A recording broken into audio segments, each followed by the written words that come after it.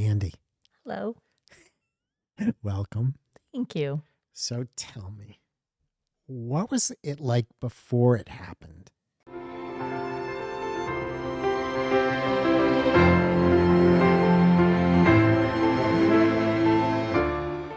How was life? Life was pretty good. A lot of work. Work was hard, but it was fun and fulfilling. Home life was good, but very busy. A couple of small kids. Married, running the rat race. Were you conscious or more in the rat race? More in the rat race. I think I was conscious though, but I had specific things that I was working on with the kids and trying with my husband, but he didn't always catch on. So there was things that I was on with, but yeah, no, I was rat race, and work and money and bills and the everyday, the lists of things to do. Yeah, I was in that. The lists. I don't have those anymore. Well, a little bit now because I have a memory problem. Not because of things I need to get done today. I don't have that anymore. But we were just talking a minute ago, and that was amazing to me that you had the same experiences with your New Year's resolutions that I had. I know. It's great. First time, right? First time. Never did it before, Nope.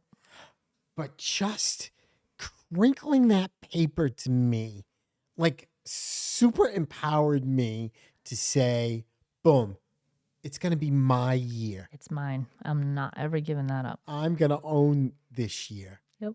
And I did. That's really. It's funny that you said it. Yeah. Speaking of New Year's, what year was it before everything happened? 2006. That's the year I was born. That's Yeah. funny, isn't it? It is. And where were you? Were you here? I was in Woonsocket, Rhode Island at the time. Okay. So yeah, here in Rhode Island. Another change of scenery to today. Complete change of scenery. So how did it all begin? Well, I had a couple of kids. No, I got married first. We got married in 94 and had a child. Our first kid was in 2000, second in 2004. And then 2000, we're doing the kid thing. In 2007, my son started getting headaches and ended up with brain cancer, spinal mets. Stage 4, which is the worst of all cancer. And did he go through chemotherapy and Went through everything, surgery, everything? tons of surgeries, chemo, radiation, and the whole gamut, and a stem cell transplant. Wow. Yep. Do you remember the first time you went into chemo? Oh, yeah, I remember. Yes, I remember so much of it. So it was a 2-year battle with cancer. Started in November of 07, and then it ultimately ended in November of 09. So exactly 2 years. The first surgery is like day 2. You get to the hospital that one night, and the next day they're already taking this tumor out of his head, and like, what the heck is going on? We were there for only about the first visit. I think was 2 weeks in the hospital, and then the subsequent over that first month of December, we were in 2 or 3 times, and then the long stay at the end of Christmas. We were in for months. At Christmas. That was Christmas. awful. Yeah, Christmas was my favorite holiday. Love the gift giving and the cards and the lights and the everything about Christmas. I loved showering my kids with stuff and giving the parties, the whole thing. And it's starting to come back now, but it's taken a lot of years of healing to get me to where I love it again. And I do love it again. It was the favorite holiday Favorite. in our house, and my house as a kid and our house now. And my mother was diagnosed with leukemia on December 18th, 1988. I'm so sorry. Yeah. And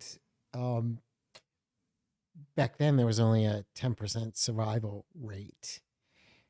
But that Christmas, it was like someone took a major piece of our life right out from underneath us, because it was really a balance of the loving, gifting, religious, spiritual part of the holiday with the material, with the entertaining, being with all the people. But my parents did a very good job of keeping the balance for all of us. So it was, and when that came at that point, what was your first reaction? I think the whole anger thing. I mean, I was yeah. It was hard. And Jack had spinal mets as well, so spinal injuries. Yeah, it's at a level. So if you're broken, it's your C spines, then you can't move from here down.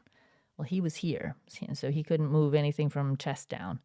But it takes a time. It takes a little time for that to happen with cancer. So he was able to walk, but then just developed a little gait disturbance. And that was what I actually was like, what? Why are you walking funny? It was at Thanksgiving. We'd gone to New Hampshire. So it was the first time he wearing the big heavy boots because there's snow up there and it wasn't here. So I thought it was that at first. And he's just clunking with his big boots. And then he got the headaches. And then we got the diagnosis. It was awful though.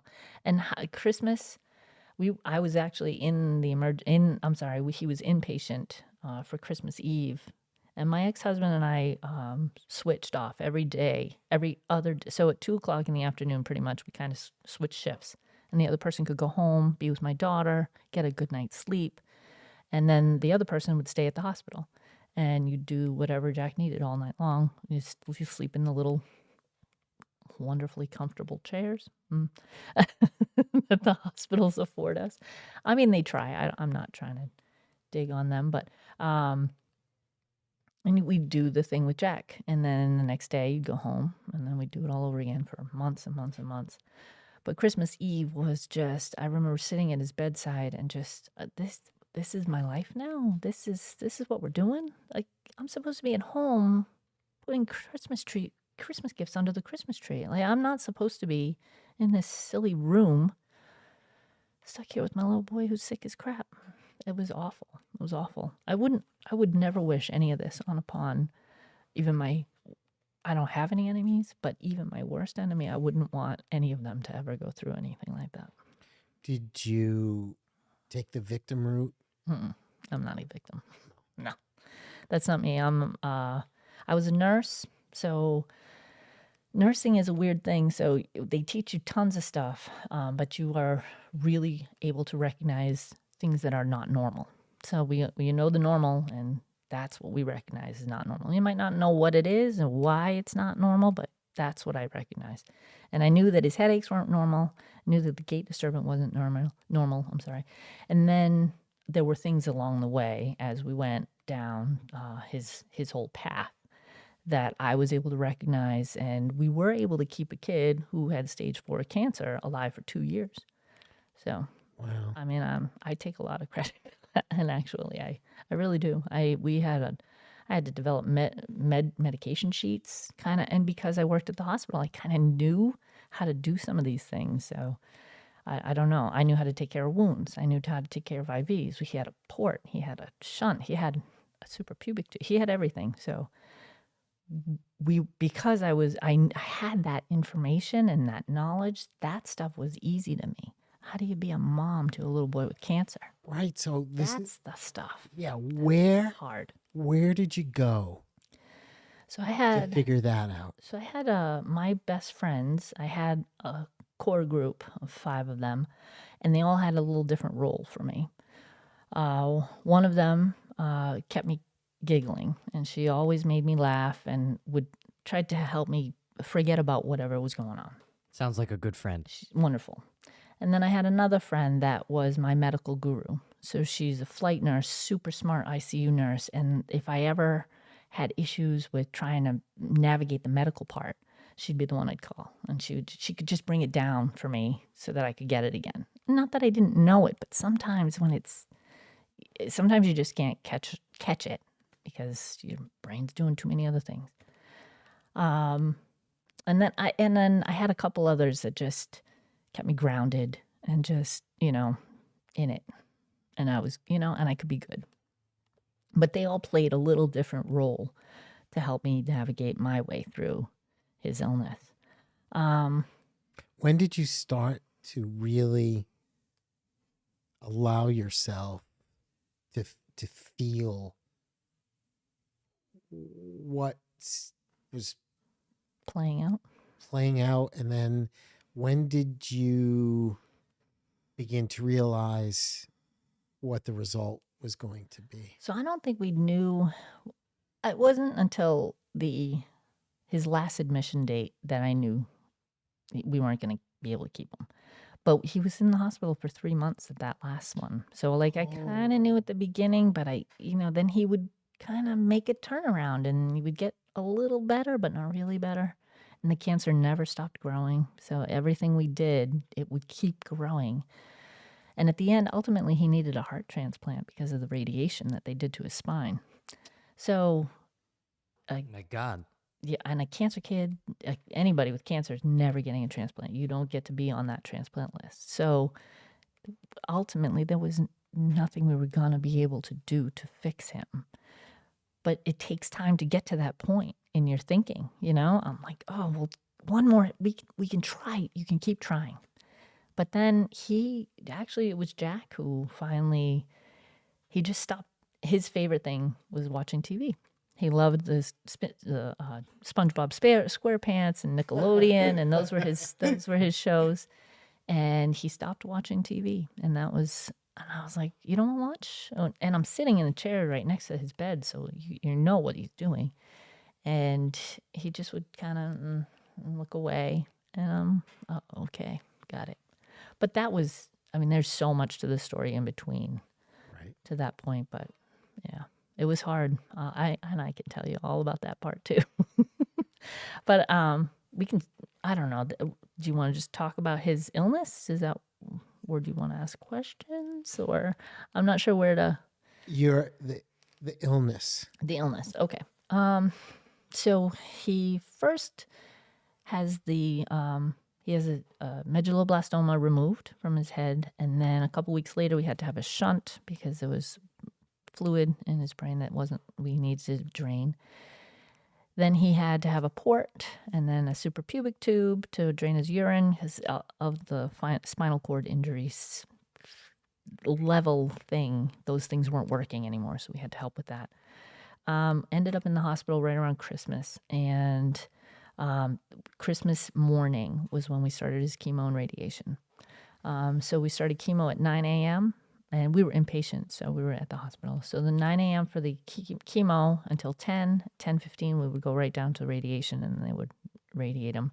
And he had this mask that they had fitted for him, and it's over his face, over the back of his head, and that bolts to a table so that he can't move. Because you do want to be really, really pinpoint specific as to where you're putting that little laser for radiation. So How did he deal with that? it was hard. It was on his belly. It was uncomfortable. They would try and make him as comfortable as you could. But, especially at the end, it was 30 treatments, 30 in the morning and then every Monday through Friday. So but at the end of it, it was really hard for him. He didn't want to do it, but he knew he had to. And there was a thing, we were talking about honesty before, and I promote honesty everywhere I go. And with my children, and I have an 18-year-old daughter that if you ask her, what's mom's thing? Honesty, and she'll roll her eyes, but she knows that, and I laid down those laws for them really early, and like, you can do anything stupid, but if you tell me a lie when I ask you what you did, you're going to be in way more trouble than if you just told me what you did, because we all do stupid things sometimes, especially when we're growing up. You don't know everything. It's all good. But if you lie about it, you know better. So that would be that's my thing. So they never lied, and I never lied to Jack. And I promised him when we got diagnosed that I would tell him everything every step of the way, and I did. Were there any moments of joy in between all of it that you can think of? Yeah, we did. I like to laugh, and we have a very comedic family. And Jack had a fantastic sense of humor. I mean, the kid he really was a funny guy. And he was a flirt. So he loved the nurses and he would try and kiss them. So there was all kinds of things all the time playing, that you would laugh about. His video games, if he ran off the road, we would giggle. And Jack he was like a master of that fall down humor. I mean, that's how he wanted to make friends laugh. He would do some silly fall and roll and they would all giggle and he would get up and be the star. That was Jack. So we did have a lot of laughter throughout all of the treatments. For one instance, I can actually think of we'd started the chemo and radiation and he was losing his hair. And it doesn't just like fall out, it's patchy. So he'd lose a piece here and then a here. And so my ex-husband and I were kind of either side of him in the bed one day. And he had his shunt, so it was right about here. So he was all bald, well, patchy bald, and this big bump in the side of his head. And so we decided to play Risk on his head. Remember do you remember the war game? This is mine. This is my guys, and they're gonna be over here. And this is like, playing with his shunt, being that's the protective. Nobody can see me over that barrier. So it was things like that we would try and make light of what was going on. We called my mom Yoda because of the patchy hair loss. It's my ex-husband shaved his head for him though to match, to stay, just to make him feel better. There was a lot. Although the summer before he got sick, we had summer birthday parties for Jack, and he had a army party, I guess it was, and we did the tires, and they had to run through the like an obstacle course, and there was water at the end, and they had to crawl underneath all the wires over them, and we made up this huge obstacle course in the backyard, and all the kids had to do it, and they loved it. You would not. Anyway, that summer he shaved his head, and so it wasn't too far to go bald, but it was a little. But yeah, we tried to make not fun of him, but make light of what we were going through. If you don't want to answer this next question, that's totally okay also. But I wanted to ask, can you remember the day when it happened? When we lost him? Are you okay talking about that? Absolutely. Yes, I remember very well. I was actually home that day. That morning, I stayed with Kira. And I had How old was Kira? She was only 5 at the time. So, and she always slept in my bed whenever I was home. And that morning I woke up with a start, and the voices from the dreams were saying, you got to take him home today. Got to take him home today. You got to take him home today. And I was like, okay. So I kind of laid there for a little bit and really kind of flipped around, and I had told you that he wasn't watching TV. He was really starting to pull back. Now he was also intubated, which means there's a breathing tube. So he couldn't speak to me, but he could mouth things, and he was too weak to write, so it was very difficult communicating. But we did the best we could. So that morning, about a couple hours later, I called my ex-husband to see how the night was. And he was like, he had a decent night. No, nothing big happened overnight. We had no events. And I was like, well, I'm coming down and I think we're going to take him home tonight. And he's like, what are you talking about? His night was okay, and he understood what I meant by taking him home. My biggest fear, I was a nurse at this hospital for, a long, long time, 15, 16, 17 years. I worked at Rhode Island Hospital. And I did not want him in the morgue. It was just my own. I didn't want him in that. I didn't want him in that cold place. And I knew, it's a dead body, and I understand it, but I didn't want my kid there. So it was important for me to have him pass at home. So on as I said, I called my husband and we talked about it. He was really like, "Can we talk about this when you get here?" I'm like, "Yeah, okay, but we're doing this." So I made a bunch of phone calls on my way down to the hospital that morning. Called my parents, his parents, my brothers and his sister, and to get everybody to come down. A couple hour ride. Everybody's in New Hampshire. So for my parents and his parents, it was about a 4-hour ride. So I needed time. So I get to the hospital, and they were going to have a family meeting that day, and I didn't want to go to it. And I think they were going to tell us that the care was kind of futile at that point. What are we going to do? And the doctors were already in the meeting when I got there, and I told the nurse to go get our social worker who was in the meeting as well. And actually, let me back up a minute. I went and saw Jack first, and I walked in the room, and I went over to his bedside, and I said, Jack, do you want to go home today? And he said, yes, Mommy, although I couldn't hear it, but I could read his lips. And he said, yes, Mommy, please. So I spoke to my husband, and he was really confused and hurt and didn't really want any of this. But I think in his heart, he also knew. So noontime, the social worker comes out of this meeting that the docs were having, and I tell her, I'm ready for hospice. I want to get him home. How can we do this? In about 6 hours, I had a hospice nurse, two of the attending and a resident. So the attendings are the big docs that make all the rules for the residents who are the learning doctors. An attending and a resident, the social worker, all came home with us. And Jack was brought by what we have Life Pact here in Rhode Island, is our emergency rescue that kind of goes hospital to hospital if they have to. And we had to have them come and bring him home because he had the breathing tube. In the 6 hours or so trying to get all these services together and whatnot, I had also called a bunch of my friends down in the ER. He had been in the Tomorrow Fund Clinic, which is it's kind of what I do. It's an infusion clinic where a lot of kids have chemo there.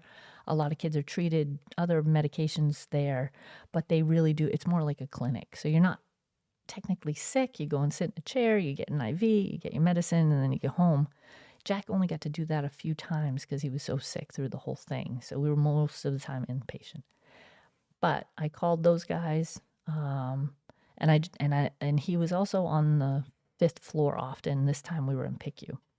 I called those guys and told them, I'm taking them home today. If anybody wants to come and say goodbye, send them on down. Well, we had probably about 100 people come through that PICU that day. And it was over the course of hours. So, it was never like a huge conglomerate of people. I mean, there were probably about 20 at one point, but most of them kind of came through. But some of the nurses, it was hard. They love that little kid. And you get to say goodbye to him. And I don't know that many folks would offer what I had done, how I did it with Jack. Most of the nurses don't have that kind of window to say goodbye.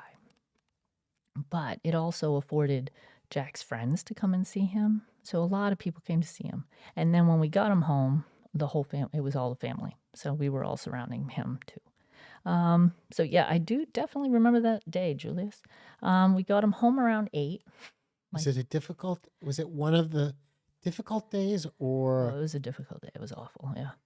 It was an awful day. I mean, I think I was okay in my decision, and I knew it was the right decision to make, but it's awful. Nobody should have to make those decisions. It's one thing if it's your mom or your grandma, and I know it's hard losing them. I haven't lost my parents yet, but it was hard with my grandparents. But it's the natural order. Exactly. This is not the natural thing. I'm not supposed to be doing this with my little boy. He's supposed to do it for me, right?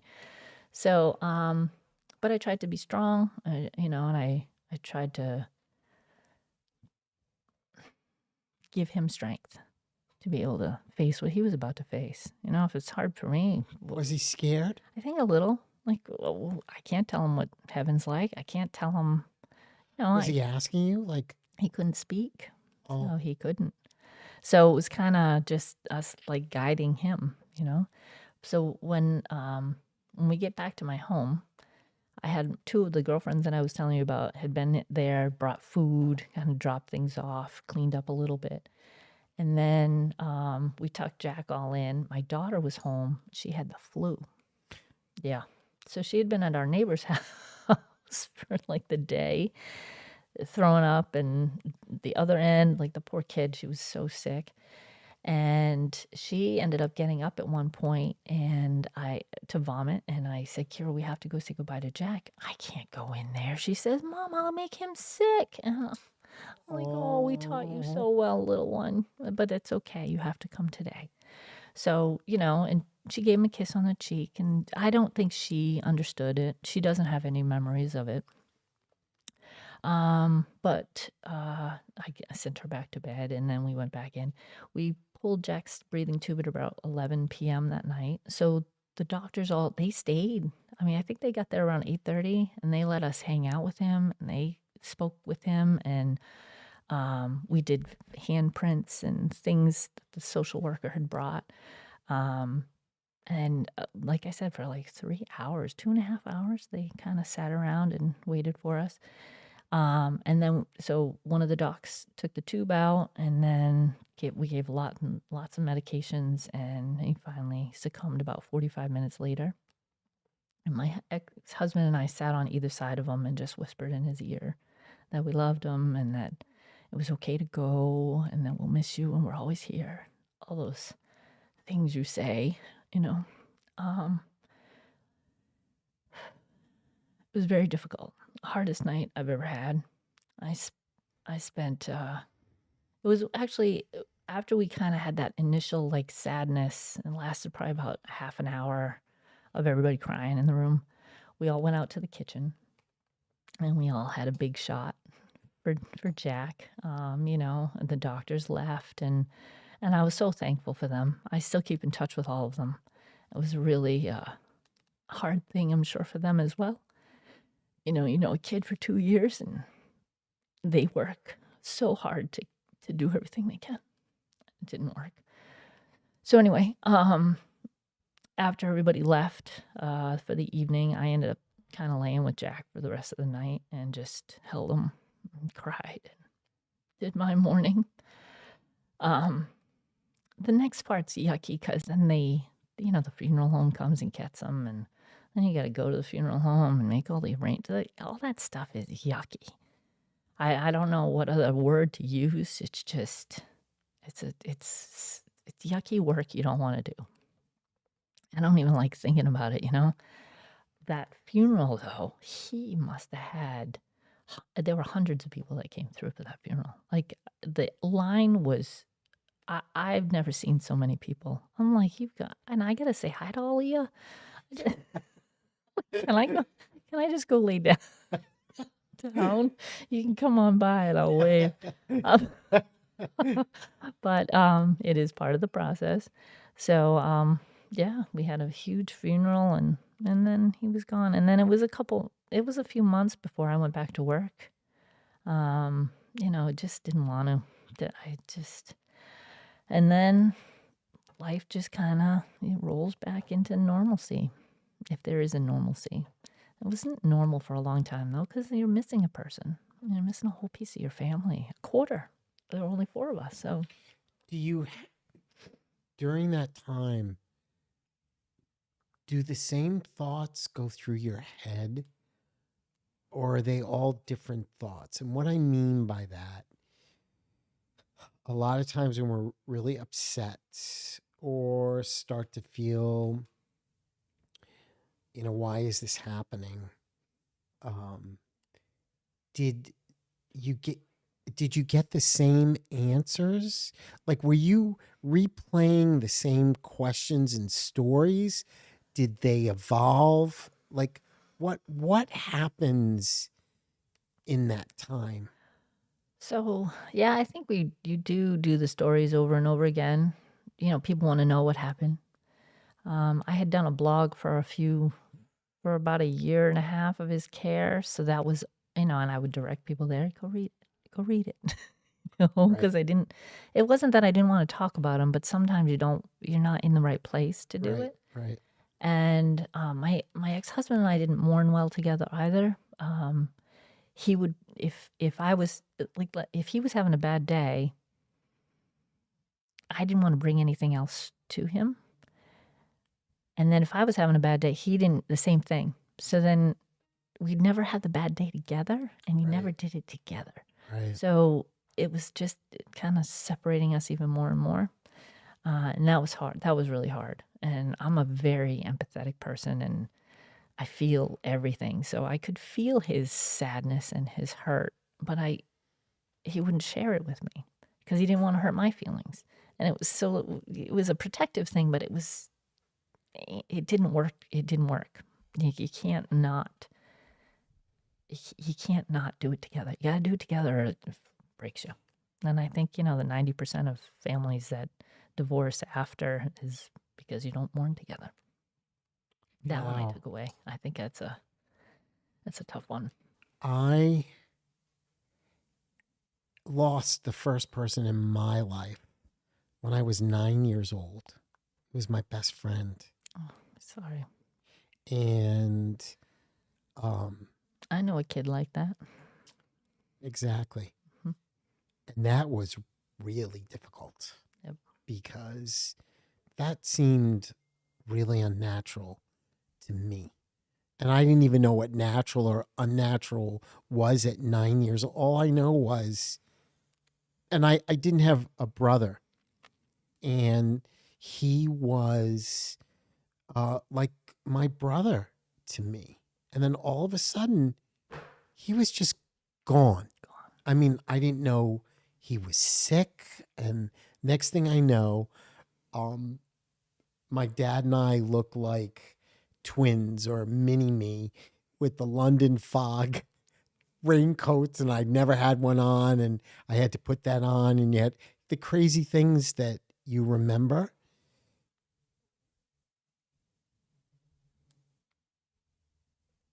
I looked at him and I looked at his mother, and I felt badly more for his mother than for him, which was really strange because I was mad he was gone. Really, like, really mad.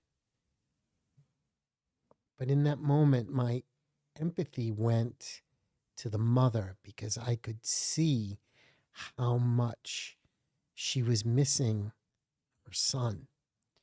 How do you, and I have an opinion on this, but I want to ask you, how do you deal with and move on from that point? I'm not even I don't know how I did it. And I just kind of kept going. While you answer, I just want to interrupt and say, Marge said she's so brave. Thanks, Marge. You're so sweet, girlfriend. Um, I so there's I'm a mom, and as a mom, I still had a little girl I had to raise who still needed to get played with and fed and clothed and off to school. And then she'd come home from school, and I still had to play and feed her and do all the mom stuff. You got to keep a house, and you got to do the laundry. And my ex-husband still had to go to work, and I hadn't had really. It took I went back to work the first of the year, so I took the 2 months. But I don't know. You just kind of get back into your swing of things, and the mental part is where the hard part is. It's Right. the heart, your heart and your mental part. They are always together, but sometimes you can push the pain stuff away long enough to deal with your regular. And I think I did that for a while. But to tell you the truth, I mean, I drank heavily during this. I worked overnights, and I had a group of friends that we would go out after work in the morning. And oftentimes my ex would get my daughter off to school. So I didn't have to, it wasn't my responsibility. I wasn't getting home in time to get her off to school. So, no, I mean, most days I was home. I worked part time. So, on those days that I worked, though, a lot of the times we were going out to, a bar in the morning at 8 o'clock and having a few drinks, and didn't it wasn't the best way to cope. But I did it probably only about 3 years, and then it just kind of hit me like, no, I don't want to do this anymore. I still have drinks. Don't get me wrong. I haven't given it all up, but I am not. It's not like I'm doing it for pain relief. Now it's just when I want to have a little drink, but it's different. But that was a poor coping mechanism, but that was what I did. But I'm amazed at your ability to pull yourself out of it. I think it's called resiliency. I get a lot of it. We kids of the 70s, we were brought up a certain way that most of our kids don't have any idea about. And Wait a minute. What does that mean? we were all kind of smacked around a little bit, and it was the thing, but I think that brought us a lot of resiliency. And then She's being nice. You yeah, guys have it too easy. way Go easier. ahead. We've protected you way too much. I also had another huge loss prior to Jack, and actually she was his namesake. And I was 22. She was supposed to be my maid of honor, and 3 months before my wedding, she passed from leukemia. Oh. And so she was like my education for Jack. I really think she really helped me. So I had been studying Elizabeth Kubler-Ross. I don't know if you know who she is. She's a wonderful Swiss psychiatrist who really, really promoted death and dying and tried to get people to talk when they were dying and get all those stories out and how are you feeling and know that they're still there. They're still people, even though they're going through a transition. And I was very much interested in a lot of the teaching she had. And at the same time that my girlfriend had passed, I was in a class taking a class about thanatology and study of death and dying and studying Elizabeth Kubler-Ross. And I remember specifically going in and out of the 5 stages of grief, which are denial, anger, bargaining, depression, and anxiety, and acceptance. I'm sorry. And I remember feeling all of those different feelings in and out, and that's how it is. It's a path that you go through. It's not something, you don't stay angry all the time. You're not accepting it all the time. Even go in and out of all the different feelings. Why couldn't it be me? Whatever the thing is. And I really that year after I lost Jackie was one of the hardest years I ever had. And like I said, I just remember really feeling it and experiencing it firsthand. And I think that was my education for Jack. And it gave me a lot of like, oh yeah, this is what we're doing today is depression. Got it. or, yeah, God, you suck. And I'm really, really mad at you today. And how come? Why my family? There's all these people out here that don't even like their kids, and I really love mine. Why me? What did I, what did I do? All those things that we beat ourselves up for, or whatever, however it is. But I think that her lesson was what gave me the resiliency to deal with Jack. And also my education with nursing. Like I had been holding people's hands who were dying for 10 years by then, and helping them to the other side and doing the things that I thought we were supposed to be doing, which kind of led me right into what I was doing with Jack that night. Kind of all the same. Different because it was my little boy, but the same because it's still death. So your relationship with honesty, how does that figure into all of this? Well, I can honestly tell you how it works. No, I think it gives me, or just allows me to be who I'm at and where I'm at and who I am, and I don't fake it. What I'm telling you today is what I would tell whoever tomorrow. I'm the same person all the time. Right, and the way you explained it with the 5 points and the day you were in depression, you were really honest with yourself and going to be in I'm depression going to be depressed today. that day or mad at And God I, that day. and I would tell Kira too, Mom's having a bad day today, you know, and like, cause she needed to know. She had no idea. And my poor kid, that little girl, she is amazing. She's a freshman in college now.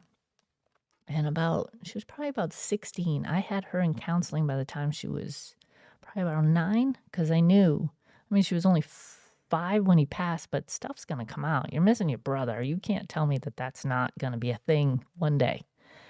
And then her dad and her dad and I got divorced. So now she's got 2 things by the time she's 9 that those are big things. Kids need help processing that stuff. And these They need help. parents who don't help their kids process the big stuff that they're going through are doing a disservice, and they do it every day. It drives me crazy. I digress. Anyway, sorry, folks. Hope you're helping your kids. I had her in counseling, and she would always want me to go in the room with the counselor. I would ask her every time, because it's a privacy thing. If you want to talk about Mom, Mom, I'll talk about you right with you next to me. I'm fine. Remember the honesty thing, Mom? Honest, and that's it. So, and I don't really have secrets. I mean, I wear it all right here. You can read it for yourself. But when she was 16, we were at a counseling appointment. She had a lot of trouble with her dad. They have a little, they don't always see eye to eye. And it was around Jack's anniversary. And we were kind of gently talking about it, but not really deep or anything. And she turns to me and she's like, I don't really feel like I deserve to mourn for him because I don't really have any of my own memories of him. And I was like, really? I said, but of all the people, Kira, who do mourn for that little boy, I said, you probably have the most right to mourn for him. I said, he was your big brother. He was supposed to teach you how to navigate school, how to navigate friends, how to navigate your parents. He was supposed to help you, guide you through all of the stuff that you're still going through today. Oh, the waterworks started, and it was like I granted her permission to mourn him. And like I had always tried to grant her that permission, but that was what she needed to hear to be like, oh, I did have a loss. Yeah, you did. Even if you don't remember him, and even if you don't remember what it was like having him before, you did have a loss, and it was a big one. I find one of the greatest gifts, besides listening to someone, truly hearing them, is validation to what they're really feeling in their heart. It's not about me coming across as knowing everything, knowing the wisdom. I think there are so many funny stories that I could talk about validating, and the look on someone's eyes in accepting themselves, not accepting what I was sharing. You can see it. It's very different. Yeah. So I'm not going to name the store, but I'll tell you this. I went into the grocery store that I'm practically in daily for my wife. And it was Christmas time last year. And I love to look at the Christmas trees or the wreaths or the flowers or whatever it is that they have out there. So I go to look for the Christmas trees, and I look and I see the sign. It said holiday tree. And I'm thinking, what the heck is a holiday tree? I'm looking at Christmas trees. So I walked into the store. I went to the service desk and I said, may I speak to the manager? And the person said, why? I said, because I want to buy a Christmas tree. And the person's looking at me like I just walked out of. And I said, it's okay. Just I'll be 2 seconds with the manager. So the manager comes over. I'm already laughing because I can't keep a straight face. And I say, I'd like to buy a Christmas tree. And she says, well, sir, we have a number of them out there. I said, I was looking, but the only thing I could find was holiday trees. And I said, because one of my bosses makes sure I'm very nice to everyone. And I said, and have a Merry Christmas and a wonderful holiday. And I just walked away. 2 days later, The sign was different. I go in and it's handwritten Christmas trees. Now, that person didn't change that sign for me. Right. That person wanted to change that sign. I just validated her feelings, what her truth was in her heart, Yep. that she hand wrote the sign Christmas tree. That's funny. So fast forward this year, go back. I'm at that same store, but in a different city, in Providence, and they have holiday tree. And I thought, Here we go again. oh my God, but I'm not going through this again. So I didn't say anything. And they didn't have what I needed. So I went back to Cranston. And sure enough, it was handwritten again. Christmas trees. It should be, I mean, they're Christmas trees. They're Christmas trees. I mean, if We don't have a tree for any other holiday. right, it's, it's like, okay, everybody, let's just, I want to live my life. You need to live your life. But let's live them together, but Right. not be crazy in each other's face and head and all that good stuff. And if everybody just goes with their heart, we're all better. really good. Absolutely. Just everybody take a deep breath I love that. and let's go. So to wrap up tonight's show, looking back, how did you get through it all How did I get through it all? to get here now? Because there are so many people that can't even talk about this. I know. I think it's I don't have any fear to talk about it. I want to talk about it. I want my son to be remembered. I think my biggest fear when we lost him was that from that day forward, nobody else was ever going to meet him. So it was my responsibility, if I wanted him to be remembered, that I would have to talk about him. And I don't have any trouble doing it. And I will talk about him until I die because I want everybody to know who he was. Because it seems like there are two types of people in this world. There are, when something like that happens, there's the group of people that go and start foundations or do charity drives or are a part of communities that are really supporting other people who are going through something similar. And then there are other people who understandably curl up and don't want to deal with any of it. And I think I was right down the middle. Like I supported a lot of the foundations that do the work. I didn't really want to start something that way though. That was never one of my callings, or I never felt that urge to do that work. And I was already a nurse, still taking care of cancer patients, still taking care of people who are dying, still Doing your part. That's right, right. just on a different In your level. way. Right, on a different level. And I have actually this job that I'm in now. I tried for those at home. I do infusion nursing now in an outpatient clinic, and it is such a wonderful job. Can you tell them what that is? Yes, so patients will come in who have like Crohn's disease or ulcerative colitis, rheumatoid arthritis, even iron deficiency anemia, let's say, those kinds of things. And I'll start a small IV, I'll hang a drip, and they'll be there with me for an hour or two, and then they go home. And some medications that they need sometimes every month, every 2 months, every 3 weeks, whatever the doctors order, and they come in and get an infusion, and then they go home. And it is a wonderful little job.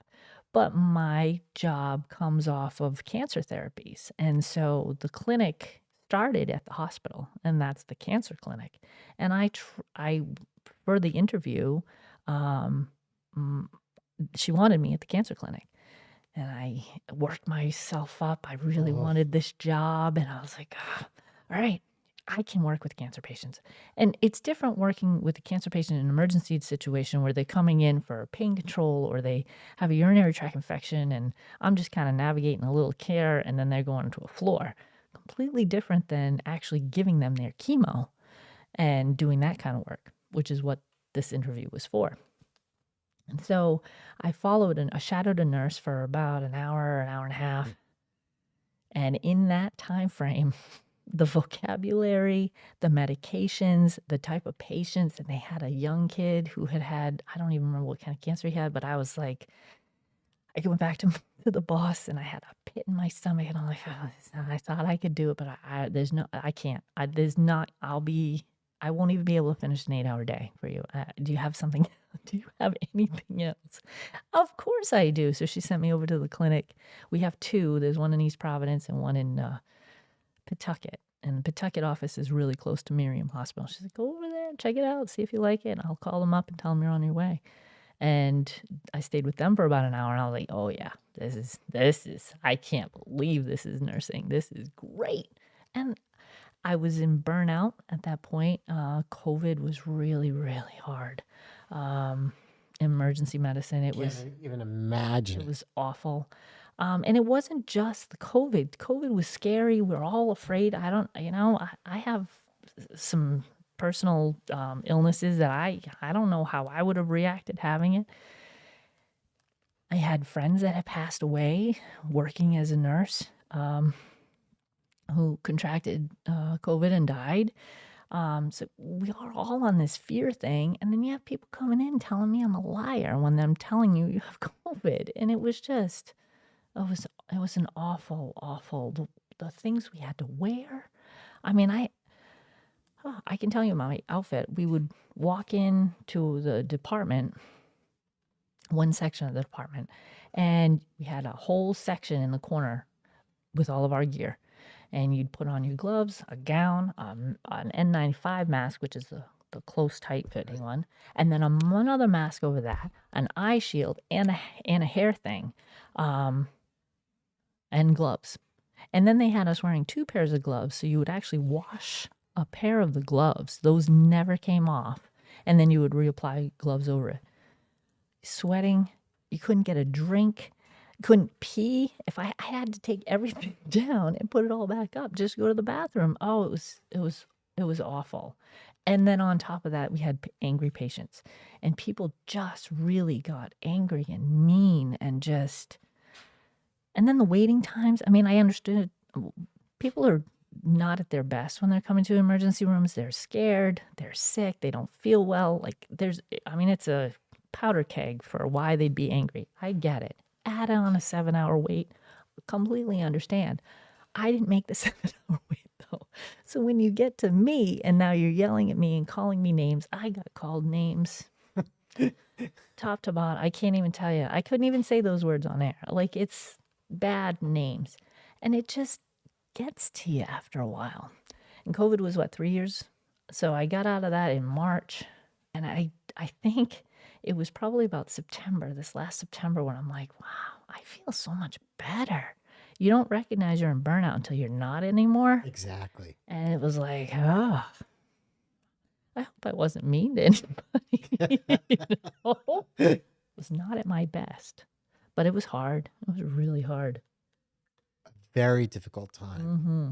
I think it's changed all of us. All of us. Yep. For a final note on the way out, starting with you, Dad, is there anything you'd like to say about tonight's story? I was very excited to meet you. Likewise. And you exceeded my expectations. Oh, wonderful.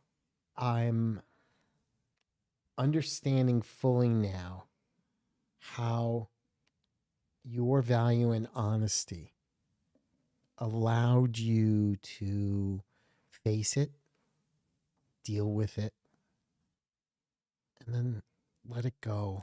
And you have to. I mean, it's a process. And it wasn't a day or two. I mean, this was years. It was probably 5 years before I'm like, Okay, I can put you here now, Jack, and we'll visit. I wish I brought a picture. I had put one aside for you. Well, you'll come back Okay. if you'd like, because I'd like to share my perspective on all of this Would love to hear it. with you, and hopefully that will be a gift back to you. Thank you. That would be great. And I think opening the dialogue for death and dying is huge.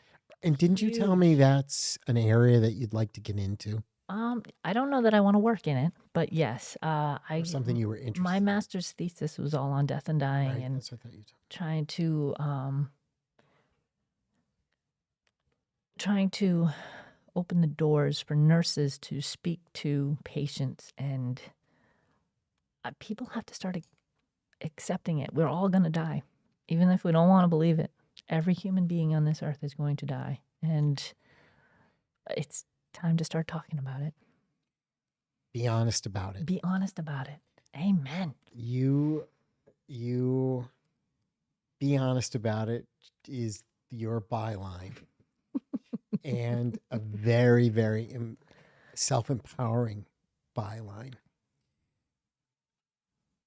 With one of the most unnatural things happening to you, everything can be looked at from a perspective that we develop from when we're really, really young.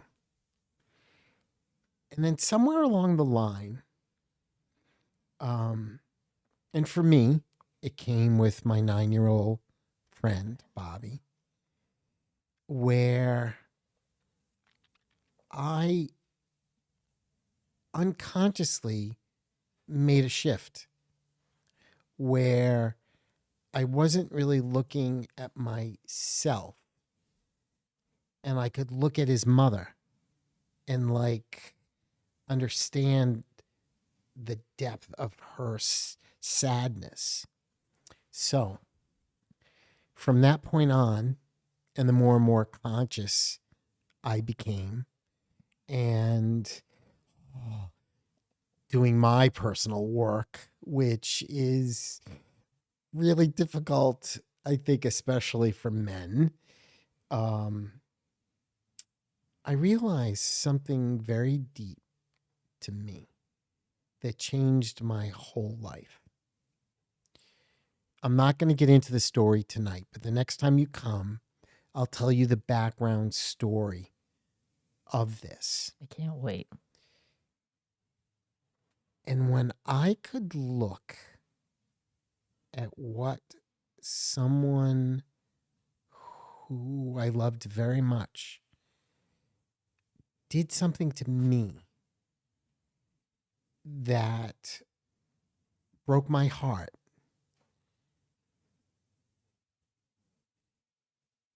and could view it as a gift, all of a sudden, I could start connecting all the dots in my life. And all of a sudden, there were no coincidences. There was all this path to give me the tools to do what the next chapter in my life held for me. Every single piece, every dot. So when I would be helping people, I would take their biggest fear or their biggest pain and suggest that it was a gift. A gift that you allowed yourself to experience with someone playing a role for you. Someone that loves you so much that could play that role so that you could wake up to something, so that you could move along on your path. That's actually quite good. I never thought of it that way. So if you could view the unimaginable I have. as a gift Mm. that you asked Jack to play the role in? What is the gift that he gave you in your life? He made me a mom.